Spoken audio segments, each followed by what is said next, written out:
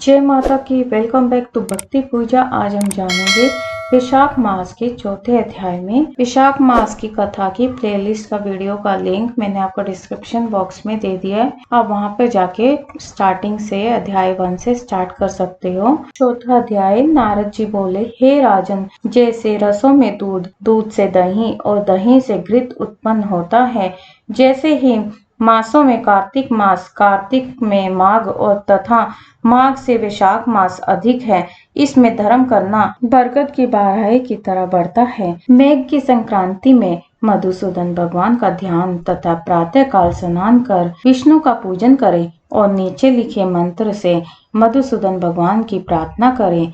हे मधुसूदन देवाधिदेव, मैं विशाख मास की संक्रांति भर प्रातः काल स्नान करने की कामना करता हूँ। आप इसे निर्विघ्न पूर्ण कीजिए। फिर अर्घ्य देते हुए कहे, हे मधुसूदन, आपको अर्घ्य देता हूँ, इसे भली भांति ग्रहण कीजिए।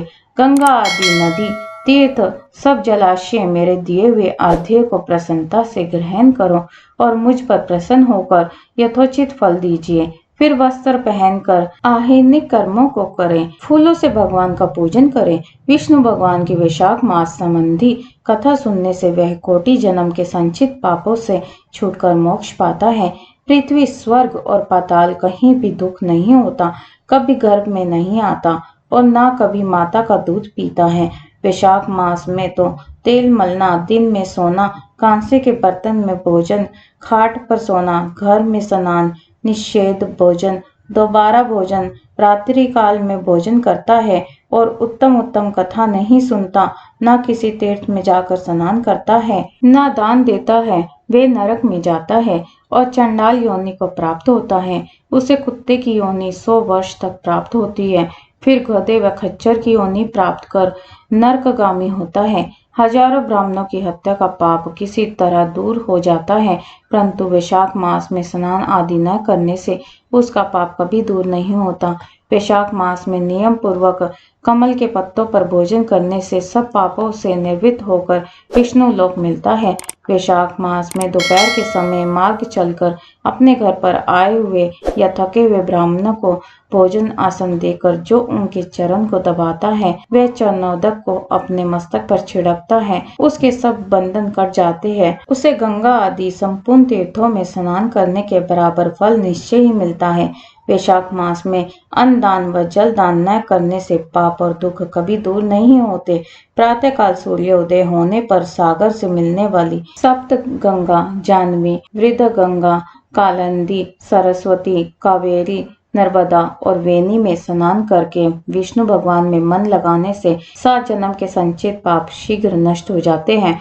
वैशाख के महीने में बावड़ी में स्नान करने या घर से अलग अप्रकृत गौ के चरण के रखने की जगह के समान जल भरा हो तो उसमें भी स्नान करने से, हे राजन, बड़े बड़े पाप दूर हो जाते हैं। जो कोई धन संपन्न हो अथवा दरिद्र या पराधीन हो, उसे जो वस्तु मिले जाए वह ब्राह्मण को दान देना उचित है। कंद मूल, फल, शाक, नमक, गुड़, बेर, पत्र, जल और छाछ, जो वस्तु दान की जाएगी अपरिवर्तित होती जाएगी। दान न करने से दरिद्रता आती है, दरिद्री होने से पाप किया जाता है, पाप करने से नरक मिलता है। इसलिए सुख की इच्छा करने वाले को अवश्य दान करना चाहिए। कोई बड़ा मकान अच्छा, सुंदर और सब सामग्रियों से शोभायमान हो, मगर उस पर छत न हो तो शोभा नहीं पाता। जैसे दया न होने पर सब गुण वृथा है, जैसे उत्तम शाक भी बिना नमक के स्वादिष्ट नहीं लगता, जैसे कोई कुरूपवती स्त्री श्रृंगार होने पर भी अच्छी नहीं लगती,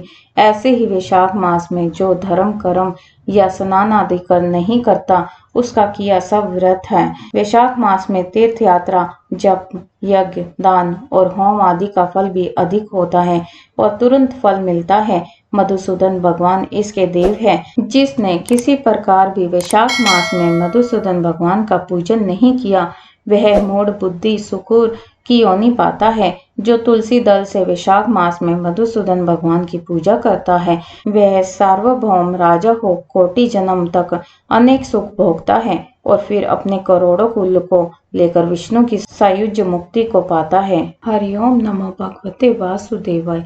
5वें अध्याय की कथा हम नेक्स्ट वीडियो में श्रवण करेंगे। तो आप हमारे चैनल के साथ बने रहिए। हमारे चैनल को लाइक शेयर एंड सब्सक्राइब जरूर करें। इसकी प्लेलिस्ट का लिंक मैं आपको डिस्क्रिप्शन बॉक्स में दे रही हूँ। आप वहाँ पे जाके स्टार्टिंग से अध्याय 1 से स्टार्ट कर सकते हो वैशाख मास की कथा को। जय माता दी। #भक्ति पूजा।